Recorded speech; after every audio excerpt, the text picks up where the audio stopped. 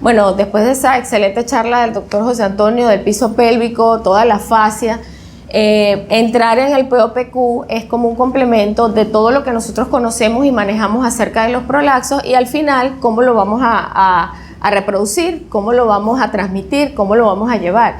Y es cuando empieza a entrar al juego lo que llamamos el POPQ en sus siglas, que significa el prolaxo de órganos pélvicos, y la Q es la cuantificación. Cuando hablamos de soportes, hablamos de parte ósea, parte fibromuscular, parte muscular, ligamentos. Todo eso actúa en conjunto para tener una pelvis en estabilidad. Cuando una de esas fuerzas se pierde, porque ya el doctor Petros en su teoría integral lo ha explicado muy bien, y el de Lance con sus niveles, es cuando viene a cabo lo que conocemos como el prolapso de órganos pélvicos. ¿Cómo vamos a definir? Bueno, el Comité de Estandarización de Terminologías, que define el prolapso de órganos pélvicos como el descenso aislado o en combinación en las paredes vaginales anteriores, paredes vaginales posteriores y paredes vaginal apical o suspensión de cúpula. Hemos evolucionado en el tiempo. En los años 1963 hasta 1972, nosotros tomamos como punto de referencia lo que es el introito vaginal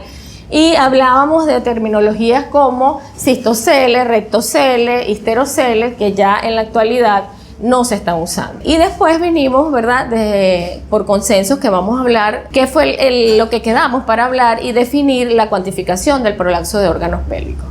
Bueno, había una clasificación de Miller en los años 1928 que la describían prácticamente a los pacientes. Ellos te decían, yo me siento como una pelotica y como una naranja, yo me siento como un huevito, doctor, me siento como un limón. Y entonces cuando tú la sentabas en la camilla, tú veías la bolita ahí y decías, ahí está el limón, ahí está el huevito. Así, la paciente tiene un prolapso. Ya está bien, hasta ahí llegamos. Bueno, y era lo que nosotros veíamos como en su clasificación anterior. Luego vinieron los señores Baden y Walker en los años 1972 y ellos establecieron, tomando en cuenta la referencia del introito vaginal en un grado 1, grado 2, grado 3 y grado 4, y hablaban de un cistocele cuando era de la pared anterior, hablaban de un rectocele cuando era de la pared posterior y de un histerocele cuando veíamos, por supuesto, todo allá afuera. Cuando la paciente no tenía útero, hablábamos de un prolapso de cúpula vaginal. Luego vino el Comité de Estandarización de Terminologías en el año de 1973 y dijo, bueno, tenemos que estandarizar, no podemos hablar solamente de un cistocele, de un rectocele, cuando existen más estructuras comprometidas y cómo vamos a cuantificar y cómo vamos a evaluar. Y ellos llegan a un consenso, ¿verdad? En el año 1993 se reúne el Comité Internacional Multidisciplinario para validar un sistema de cuantificación que nos permita reproducir cuantitativamente un prolapso de órganos pélvicos, determinando el grado de prolapso de la paciente para hacer el seguimiento tanto de las pacientes para definir la probable cura quirúrgica, que no es solamente nosotros corregir nada más lo que más prolaxa, en este caso, por ejemplo, la pared vaginal anterior o una pared vaginal posterior, cuando hoy en día se sabe, como dice el doctor, si hay un prolapso de pared vaginal anterior, también debe venir por ahí un compartimiento apical que está ahí. Entonces son esas pacientes que solamente le hacemos una cura de un prolapso anterior y decimos, bueno, ya a la paciente le corregimos el prolapso y después a los meses ella hace una recidiva que por supuesto se maneja frecuentemente. Puede haber una estadística que ya está determinada en un 30% de pacientes que puedan hacer recidiva después de una cirugía de resolución. Entonces, bueno, se unieron estas sociedades, la Sociedad de Uroginecología Internacional, la del Comité Internacional Multidisciplinario y la Sociedad de Ginecólogos, de Cirujanos Ginecólogos. Bueno, y entonces tuvimos como una luz en el camino, pues, porque vimos, hay cistocele, hay rectocele, pero ya aquí vamos a ser como más serios a nivel de la cuantificación. Y es cuando empezamos a ver que sale publicado en el American Journal de Obstetricia y Ginecología un estudio, ¿verdad?, donde la estandarización de la terminología en el prolapso de órganos pélvicos, en las disfunciones, llegamos a un consenso y es cuando sale la cuantificación del mismo. Este estudio habla sobre lo que nosotros hoy vamos a ver, cómo vamos a hacer la cuantificación de las paredes, y ahí explica con detalle lo que vamos a ver hoy. ¿Qué necesito yo para hacer mi estudio y mi evaluación de una paciente para llevar a hacer un POSQ? Bueno, nada, en la evaluación se necesita un espéculo vaginal que se desarticula. Todos los espéculos en las consultas de piso pélvico están desarticulados porque tenemos que separar las valvas, una pinza de aro, una regla. Eventualmente uno usa un bajalengua donde uno hace con una almohadilla, va marcando como aproximadamente 10 centímetros y bueno, un marcador y llevar la reglilla como tal. Bueno, aquí tenemos la cuadrilla. En esta imagen vamos a observar que esta cuadrilla se divide en 9 puntos principalmente. Los que incluyen la pared anterior, que por supuesto están referidos como A de pared anterior, el punto BA de la pared anterior, los que están en la pared posterior, que es el AP y el BP, los que están apicales, que es el punto C y el fondo de saco del Douglas, y los que están externos, que es el cuerpo perineal y el hiato genital. Y al final tenemos la longitud total de la vagina. Entonces, aquí vemos representado, ¿verdad?, la pared vaginal anterior, donde sale el punto AA, el punto BA, en la pared vaginal posterior, donde tenemos el AP y el BP, el cuello del útero, que vendría siendo el punto C cuando hay útero, y cuando no es la cúpula, lo que está en el fondo del sacro de Douglas, que es el punto D, la longitud total de la vagina, el cuerpo perineal y el hiato genital. La descripción del ProPQ toma como punto de referencia el anillo himenial, y ese es el punto que nosotros vamos a tomar en consideración. A partir de este momento vamos a ir midiendo, según las estructuras, con nuestro espéculo univalvo, el grado de medición de los puntos AA y del punto BA. Entonces, todo lo que esté adentro, ¿verdad?, lo que esté en su sitio, lo vamos a designar con un negativo, y todo lo que sale por fuera del himen está positivo. Bueno, entonces el punto AA es un punto que sale desde el meato uretral a menos 3 centímetros de la pared vaginal anterior.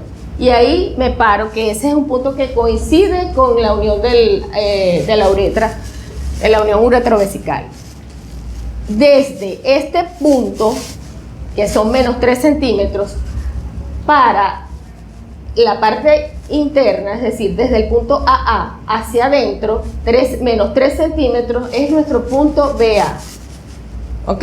Entonces, en la pared vaginal anterior hay 2 puntos, desde el punto uretral hasta el menos 3 centímetros, y desde este punto a menos 3 centímetros es el punto BA. Bueno, aquí podemos ver, ¿verdad?, cómo hacemos una pequeña depresión o separación para detener la pared vaginal posterior, y medimos desde la uretra hasta menos 3 centímetros es el punto AA, y desde este punto hacia la parte más interna, menos 3 centímetros aproximadamente, es el punto BA.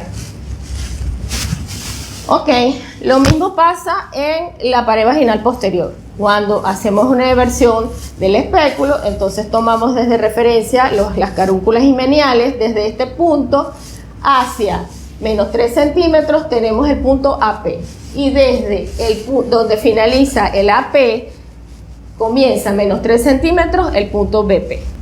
Ok, bueno, ahí tenemos cómo hacemos la inversión con el espéculo, hacemos las medidas y tomamos nuestros puntos de referencia.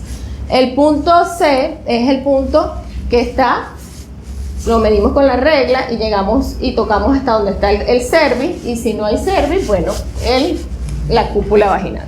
Y el punto D es, tomando la longitud de la varilla, medimos hasta donde está el fondo del saco de Douglas, y es nuestro punto D. Bueno, ahí está el ejemplo. Podemos ver, ¿verdad? Cuando hacemos el espéculo bivalvo, que unimos completamente, entonces podemos observar cuando hay un prolapso, que es el que del punto C, ¿okay? Pasamos y vemos una evidencia de donde está el defecto completo del punto C, que en este caso es con cuello, se viene completamente el prolapso apical. Tenemos entonces los otros puntos que nos faltarían aquí, son los puntos externos, que es el hiato genital y el cuerpo perineal, que se mide desde el borde de la uretra hasta el borde inferior de la carúncula himenial.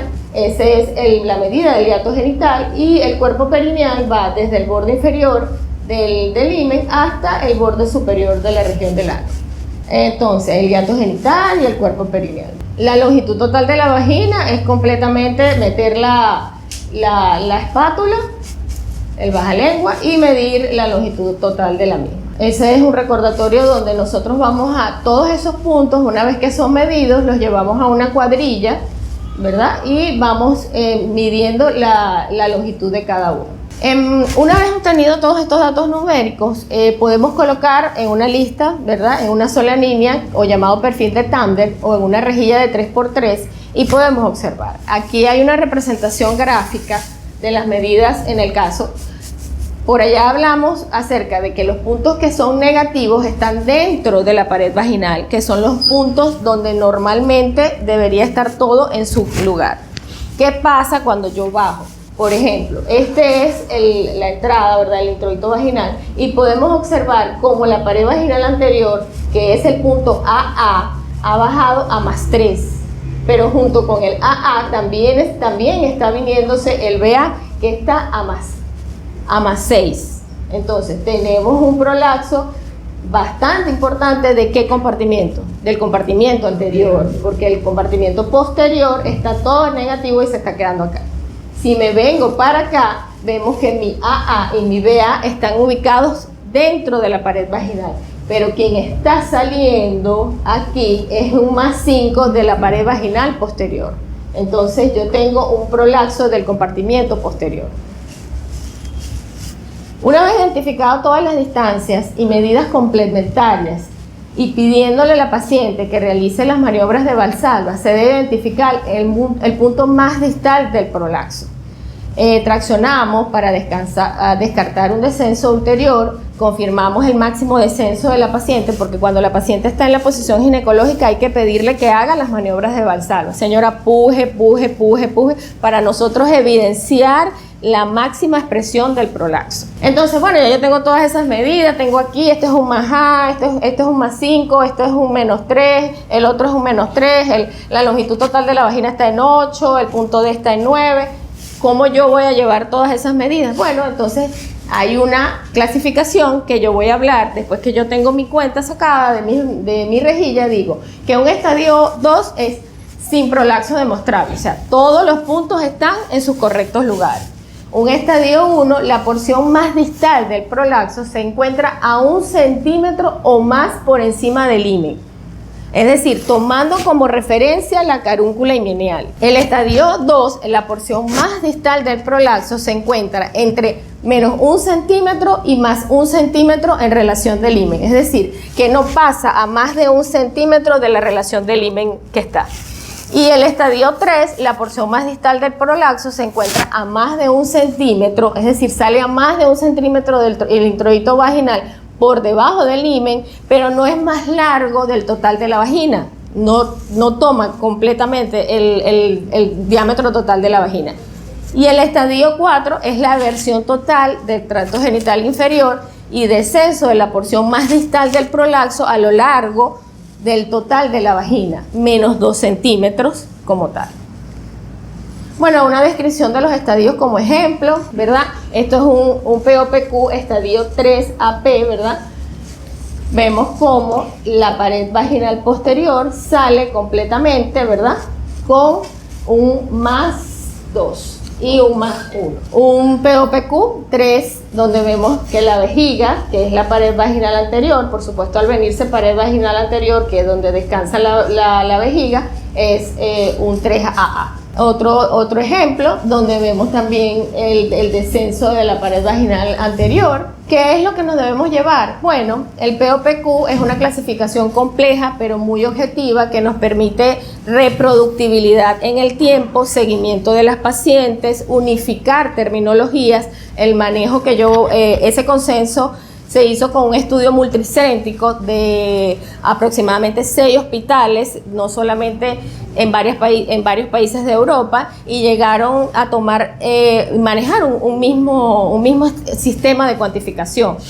Y el seguimiento de las pacientes, y no solamente el seguimiento, sino también el pronóstico para la posible cirugía que le vayamos a reparar. Porque podemos tener una paciente que vemos, por ejemplo, donde vimos todo el compartimiento apical ahí, y decimos, bueno, no, corregimos allá la apical y dejamos tranquilito la pared anterior y la pared posterior y no pasa nada, porque aquí el que más está viniendo tengo un punto C a +5, entonces yo nada más me le hago una corrección al sacroespinoso y listo. Pues no. Al venirse ese compartimiento también hay un descenso de pared vaginal anterior y posterior. Y también en la teoría integral están los ligamentos de sustentación, donde también las pacientes pueden venir asociadas con patologías como incontinencias urinarias, incontinencias fecales, que también son y disfunción a nivel de las patologías atróficas y de dermatopatías vulvares que las pacientes refieren. No es nada más ver el prolapso como tal, es una evaluación completa tanto de la vulva, de la vagina, como del defecto que tenga la paciente. ¿Ves? Y eso es importante. Es un método que ya está validado por todas las asociaciones que vimos, ya tiene tiempo de aval. Los puntos de referencia son a la nivel del anillo himenial y hay una concordancia entre todos los observadores. Yo voy, José Antonio le mando, mira, tengo una paciente, y él ve la gradilla y dice, ya yo sé qué es lo que tiene, qué es lo que vamos a hacer, hay una probable cirugía, vamos a corregir esto, entonces ahí. Y permite una evaluación precisa y citoespecífica del piso pélvico.